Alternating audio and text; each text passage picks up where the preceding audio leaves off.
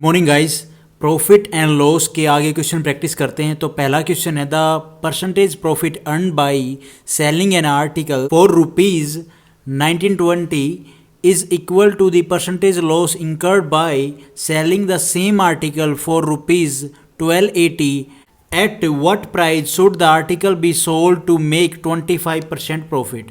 देखो सिंपल सा है, कॉस्ट प्राइस को हमने एक्स ले लिया और जो सेलिंग प्राइस है पहले आर्टिकल पे जो उसने बेचा वो कितना 1920 में। यही सेम हमने दूसरे पे करना। दूसरे को इसने क्या बेचा भाई, दूसरे में इसने बोला कि लॉस होता है incurred by selling the same article. जो सेम आर्टिकल है उसको अगर इतने में बेचता है, कितने में 1280 में। तो सेम आर्टिकल मतलब क्या है, सीपी तो सेम है, बस वो बेचने का ही है कि भी जो सेलिंग प्राइस है उसका एक बार में उसको बेचता है तो प्रॉफिट होता है, एक बार में बेचता है तो उसको लॉस होता है।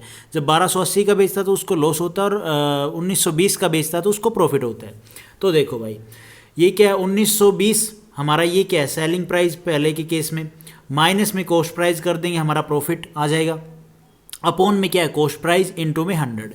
ठीक है, ये तो मैंने स्टार्टिंग में आपको रूल बताया था फॉर्मूला। उसके बाद ये हमारा कॉस्ट प्राइस माइनस में 1280 अपॉन में एक्स, ये हमारी कॉस्ट प्राइस, ये सेलिंग प्राइस है ना, इनटू में 100 से 100 काट देंगे। ठीक है, और इसमें और तो क्या है, एक्स से एक्स कट जाएगा, इसको ले लो 1920 माइनस में x is equal to x 1280। अब इसको सोल्व कर लेंगे, ये x माइनस का इधर जाएगा प्लस का हो जाएगा 2x, और ये माइनस का है इधर आएगा तो प्लस का हो जाएगा 1920 प्लस में 1280 कितना हो जाएगा 3200। काट देंगे, कितना आ गया, x की वैल्यू आ गई 1600। अब यहाँ पे सेकंड पॉइंट पे इसने क्या बोला, at what price should the article be sold to make 25%। अब ये तो हमारी कॉस्ट प्राइस आ गई ना, तो प्रॉफिट हमारा इसका 25% का फ्रैक्शन वैल्यू क्या होती है 1/4। तो प्रॉफिट में बोला है तो 4 से क्या हो जाएगा 5। तो 4 की वैल्यू हमें गिवन है, कॉस्ट प्राइस होता है, ये हमारा सेलिंग प्राइस हो गया, ये यहाँ पे 1 हो गया, हमारा प्रॉफिट हो गया, है ना। तो कॉस्ट प्राइस की वैल्यू हमें गिवन है 1600, तो 400 से मल्टीप्लाई करेंगे 1600 आ गया। यहाँ पे 400 से मल्टीप्लाई करेंगे कितना आ गया 2000। तो ये हमारा आंसर हो गया सेलिंग प्राइस कब 25% इसको प्रॉफिट हो जाएगा इसके ऊपर, सीपी के ऊपर।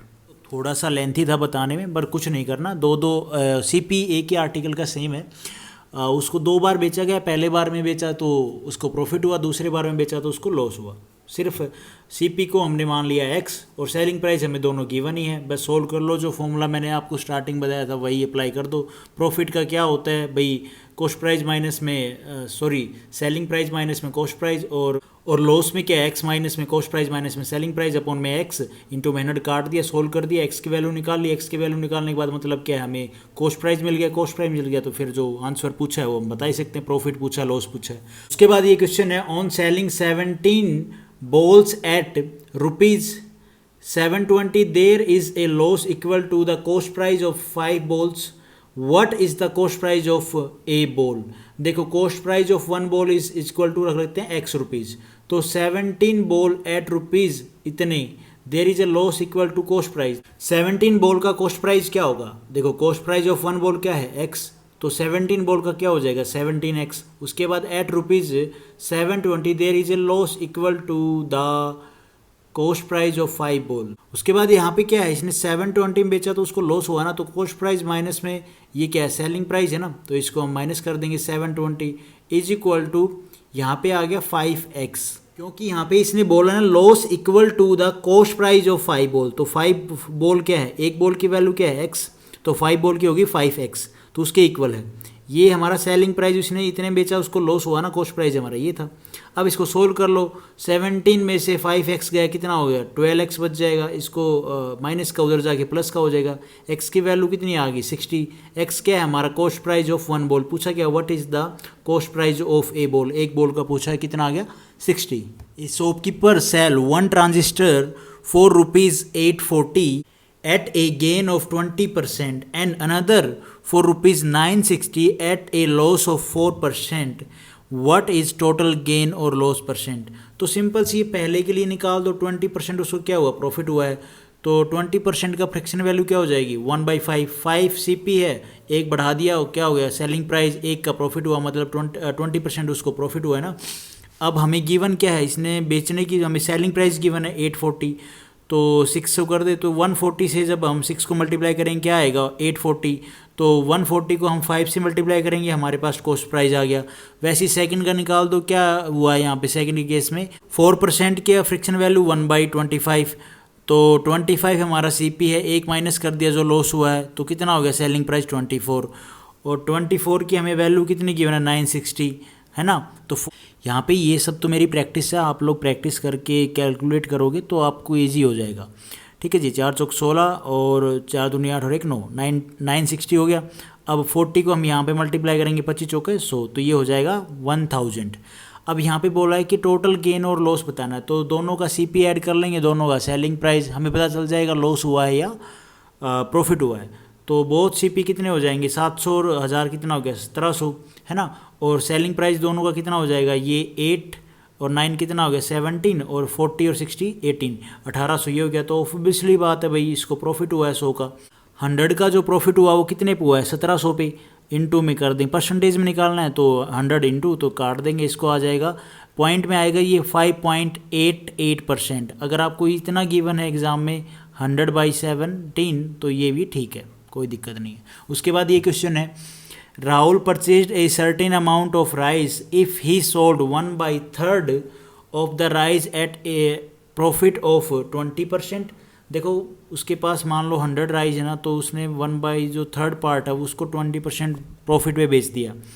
Then find the profit percent he needs to make on the remaining rice to make an overall profit 25%। देखो भैया, टोटल क्वांटिटी हम 300 ले लेते हैं। अब ये 300 मैंने क्यों ली, क्योंकि यहाँ पे जो पार्ट बेचा वो 1/3, तो ईजी हो जाएगा कैलकुलेट करने में। तो यहाँ पे क्या है, 300 का 1/3 पार्ट कितना होगा 100 हो जाएगा। 100 को उसने कितने बेचा 20% प्रॉफिट पे, तो CP 100 है 1/3 पार्ट का, तो सेलिंग प्राइस कितना हो जाएगा 20% प्रॉफिट पे बेचा तो 120 हो जाएगा। उसके बाद क्या किया इसने, जो बाकी ओवरऑल उसको प्रॉफिट हो ना वो कितना हो 25% होना चाहिए ओवरऑल प्रॉफिट के लिए, तो मतलब हमें गिवन है। अब मैंने यहाँ पे जो कॉस्ट प्राइस है वो 300 लिया टोटल, यहाँ पे जो ये 100 है ये तो 1/3 पार्ट है, तो टोटल हमें पता है 300 है।